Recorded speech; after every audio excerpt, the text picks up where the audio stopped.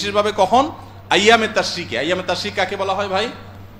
জিলহজের 9 তারিখ ফজরের পর থেকে নিয়ে জিলহজের 13 তারিখ আসর পর্যন্ত, জিলহজের 9 তারিখ ফজর থেকে নিয়ে জিলহজের 13 তারিখ আসর পর্যন্ত প্রত্যেক নামাজের পর সবাই যার যার জায়গা, পুরুষরা সরবে আর মা বোনরা বাসা বাড়িতে নীরবে তারা তাকবীর পাঠ করবেন। আল্লাহু আকবার, আল্লাহু আকবার, লা ইলাহা ইল্লাল্লাহ, আল্লাহু আকবার, আল্লাহু আকবার ওয়ালিল্লাহিল হামদ।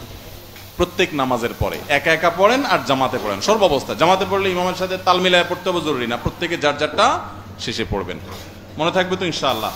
তাহলে 8 নম্বর আমল হলো আইয়ামে তাশরিক, অর্থাৎ জিলহজের 9 তারিখ থেকে 13 তারিখ পর্যন্ত প্রত্যেক নামাজের পরে তাকবীরগুলো জোরে জোরে পাঠ করতে থাকবো ইনশাআল্লাহ।